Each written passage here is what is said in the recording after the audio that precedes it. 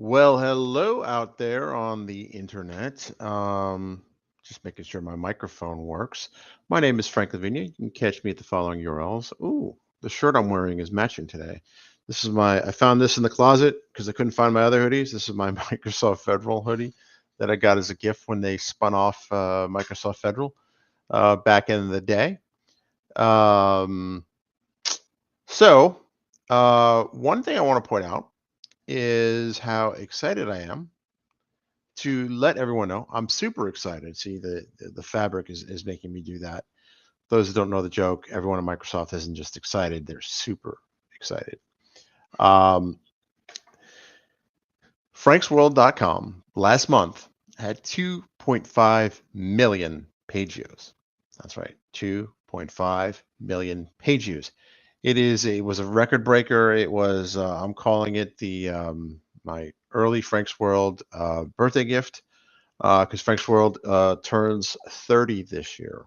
I like to refer to Frank's World as my oldest child. Um, and I'm excited, man. There's a bunch of stuff I'm working on, I'm planning on to kind of do. I was going to do this grand kind of like, limited run podcast series, which I still might do, but, I'm going to kind of scale it back a bit because there's other things I got hopping, including a third podcast called Autonomous Warfare.ai. Given the state of the world, it seems like there's a lot going on in that space. And I've had a very productive year. Not only did I publish this book, let's see, can I move that over to the side? I can move that over to the side, and I'll shut that QR code off. But I also recently published this book, and you can check it out, get a copy for yourself. It's part of Amazon Kindle Unlimited, so if you have that, you can read it for free. You can check it out like a library. But yeah, check it out, man. But I am so excited. I'm so excited. Plus, there's another thing I worked on today, which I was gonna show, but it's not quite fully baked. But if I get enough likes to this video, I will show it early. How about that? But yeah, so I'm real excited about that. I have had this book, I've had that book, and this book as well, right? Sentient Marketing, which I co-wrote with Candace. Co-wrote the other two with Candace too. But yeah, it's an exciting time to be in AI. I recently saw this video from let's see if I can share this tab. Anastasia in Tech. Not sure exactly what her last name is, but she goes through kind of the biggest data centers in the world and kind of the secrets behind it. And what's really interesting, and I'm just going to mute it so I don't have to hear it, but the power story behind this is fascinating. Um, I won't steal her thunder, but the I'm not sharing my screen. What the heck? That's weird. Oh, I see. I am sharing my screen. I'll hide that. There we go. And I'll go like this. There we go. That's better. If you're not subscribed to her, check it out. But yeah, so she goes through, she's a chip designer, apparently has her own startup too. Um, Her videos are always interesting. But basically, what fascinated me was, when you put this many GPUs in a row, for Tesla's Colossus, is basically what she's talking about. But the biggest challenge isn't necessarily writing code for it. The biggest challenge is basic engineering stuff. Where are you going to house this stuff? Where are you going to rack them? Where are you going to stack them? And she basically kind of walks through like how this works, right? So it's not directly connected to the grid. It's actually all fed into the Tesla Megapacks. So when the power grid's unavailable, the diesel generators kick in and generate this, right? So these things are always have power. It's really interesting, and then there's a buffer to prevent spikes in power and things like that. So, in a very real way, it's kind of isolated from the grid somewhat. Very interesting video. I've only gone about halfway through it, but so far I'm like, wow, I hadn't really thought about that. Wow, I hadn't really thought about that. And I live in an area that is covered with data centers. um, not that far from the Dulles, what they call Data Center Alley, and that is just outside Dulles Airport. And in fact, the county is so successful with that initiative that something like over 50, well over 50% of the county revenue, tax revenue, comes from the data centers. Um, so much so that neighboring counties have like decided they want to get in on it. And well, if you're not familiar with the area, Loudoun County is where that's located. Loudoun County is northern border is the Potomac River, which is the state line too here in Maryland. So Frederick County, which is just across the water, is seeing this and they want in on the action too, as well as Prince William County, which is just south of Loudoun County, also wants in on the action too.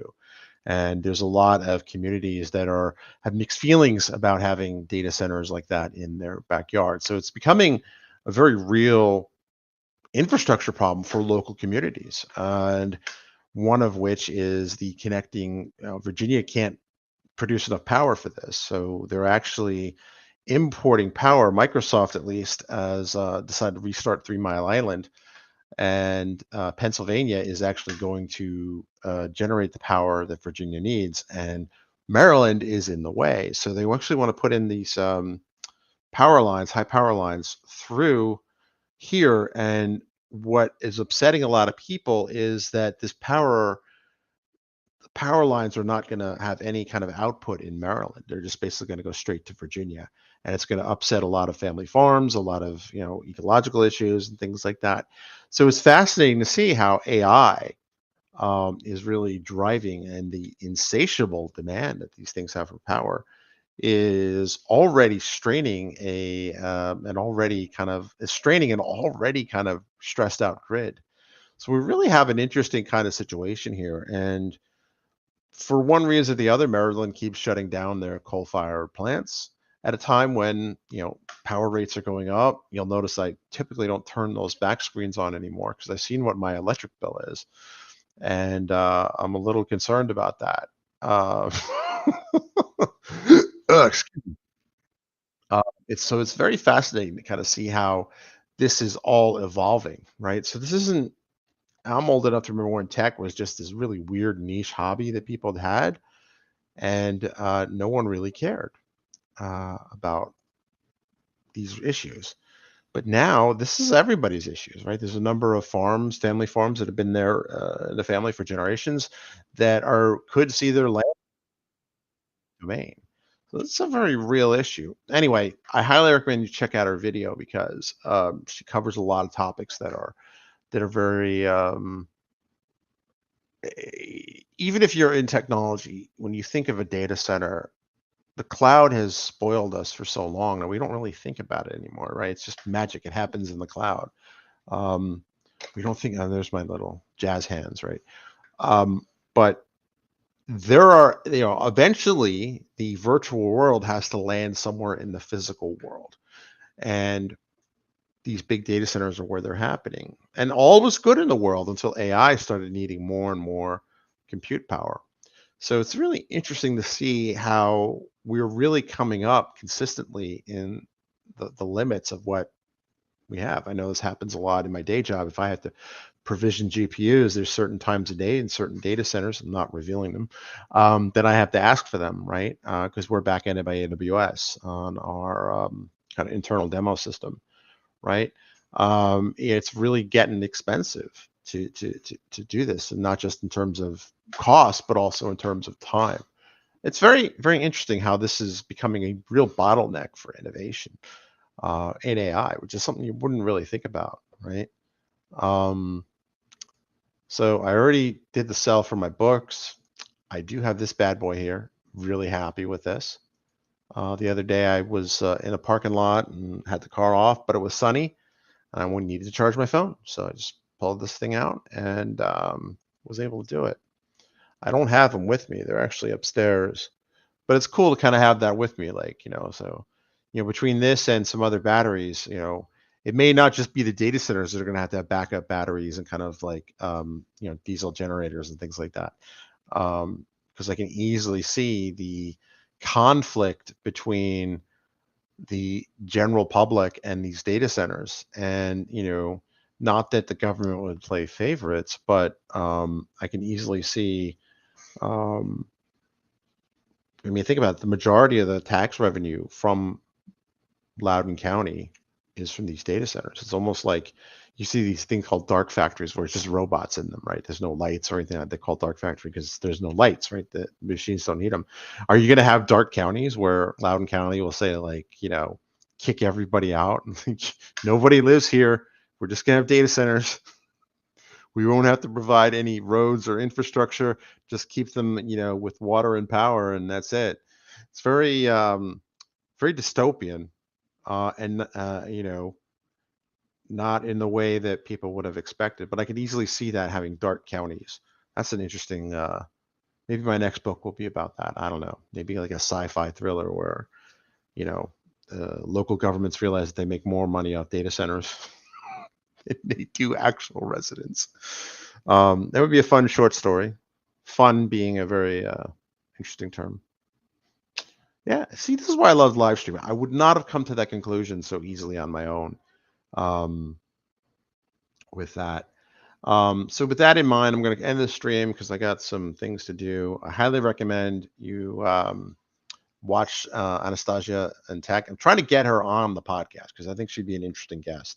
So if anyone within, I don't know what her last name is. She is on LinkedIn. I did connect to her on LinkedIn. She's got an interesting story in terms of being a founder and chip designer, and she just seemed like it would be a fascinating conversation. So with that in mind, I'm going to end the live stream and I'm going to celebrate hitting 2.5 million page views on franksworld.com. And that's pretty cool. All right. So with that in mind, I'm going to end the live stream and